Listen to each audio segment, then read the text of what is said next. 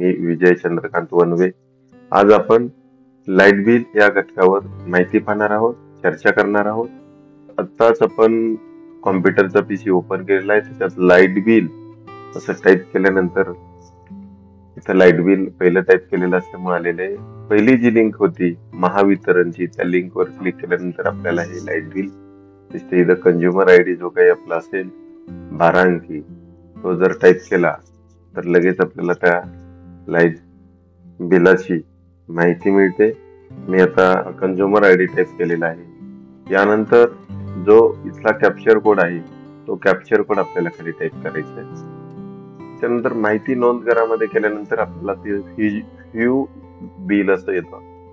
Consumer ID, त्याचा view क्रमांक, पावतीचा जो बिलाचा जो महिना आहे तो, हा कंझ्युमर ग्राहक क्रमांक, BU बिलिंग युनिट हडपसर, पावती क्रमांक नोव्हेंबर 2024 चा, पावती प्रमाण किती आहे, शेष रक्कम किती आहे वीज बिल भरायची. आता आपण इथं वीज बिलला क्लिक केल्यानंतर आपल्याला हे वीज बिल इथं दिसत आहे. आता देयक दिनांक कधीचा हे बिल दिलेलं 8 नोव्हेंबर 2024, देयक रक्कम 1590 रुपये आणि देयक दिनांक म्हणजे शेवटची तारीख कधी हे बिल देण्याची. देय दिनांक 28 नोव्हेंबर 2024. या तारखेनंतर जर भरलं तर 1610 रुपये आपल्याला 28 तारखेच्या नंतर भरलं ते बिल भरावं लागेल. पण हा QR कोड वापरून सुद्धा UPI द्वारे हे बिल आपण पे करू शकतो. आता इथं जर पाहिलं तर चालू रिडिंग 1800 रुपये आहे. मागची रिडिंग 1650 होती. जर आपण त्याचा युनिट काढले तर दोन्हीचा डिफरन्स 150 युनिट आहे. समायोजित युनिट 0 आहे. एकूण आपले युनिट 150 खर्च झालेले आहे. मागील विजेचा वापरच आपल्याला इथं ग्राफ केलेला आहे. डिसेंबर 2023 मध्ये आपले 41 युनिट झाले. जानेवारी 2024 मध्ये 294. असं करत करत करत आपल्या शेवटी ऑक्टोबर 2024 मध्ये 44 युनिट झालेले. एका ग्राफच्या माध्यमातून आपण लगेच आपले युनिट किती जळाले ते काढू शकतो. अशा पद्धतीचे इथं आपल्याला लाईट बिल दिलेलं आहे. त्याच्यानंतर खाली जर आपण आलं तर स्थळ प्रत बिलिंग युनिट आपल्याला इथं ग्राहक क्रमांक, पीसी, अंतिम तारीख, रक्कम. आता ही बँकेची स्थळ प्रत आपल्याला ही काढून देतात आपण बँकेमध्ये भरल्यानंतर. अशा पद्धतीचं चेकनी वगैरे भरल्यानंतर आपल्याला बँकेची स्थळ प्रत आहे. इथून ही रेज दिसते, इथून खाली आपल्याला काढून ते दिले जातात. आता पहा इथं ग्राहक क्रमांक आहे. हा ग्राहक क्रमांक दिला, त्याच्यानंतर आपल्याला इथं स्थिर आकार दिलाय. स्थिर आकार म्हणजे आपल्याला जे लाईट बिल दिलं जातं त्याचं ते भाडं आपल्याकडून घेत असतात, तो स्थिर आकार असतो.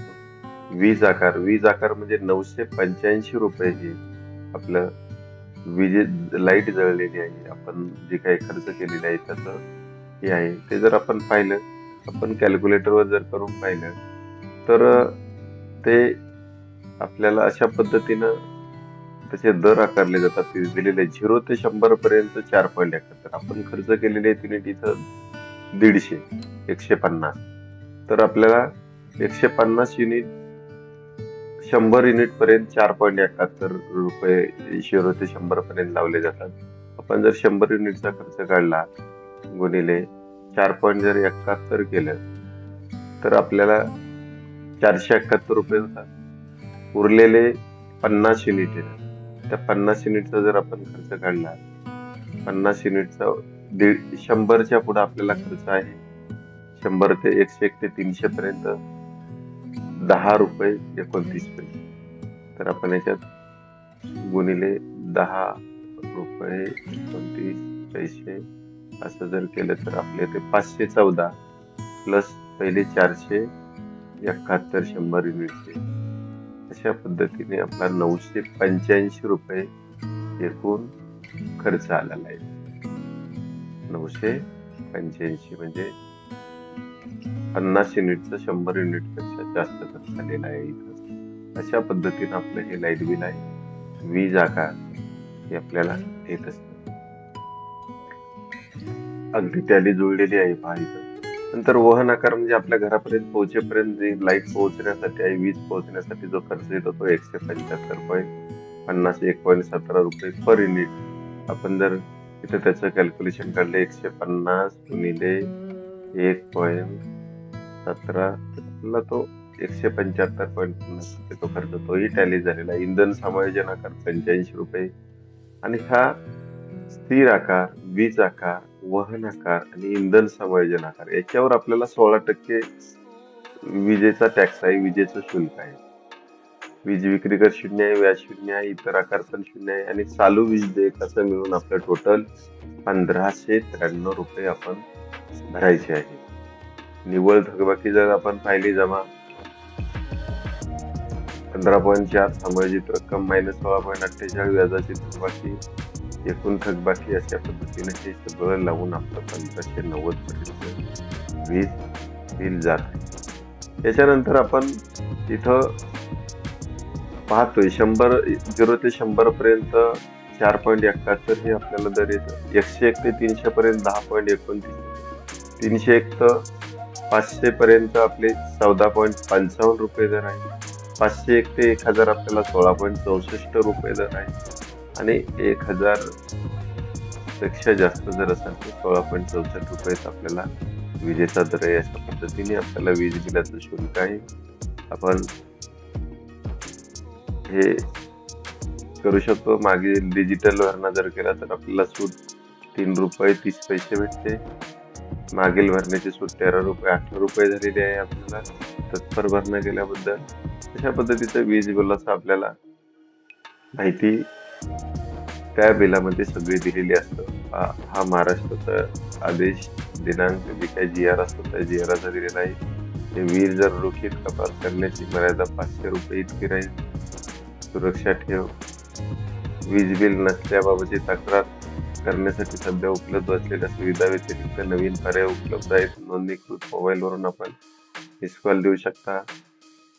हा नंबरवर आपण मेसेज पाठवू शकता. आपलं वीज देयक पाहण्यासाठी ऑनलाईन भरण्यासाठी आपण या wss.mahadiscom.in WSS या पोर्टलवर हे सगळं उपलब्ध आहे आणि अशा पद्धतीची पेमेंटची सुविधा करून आपण हे बिल भरू शकतो.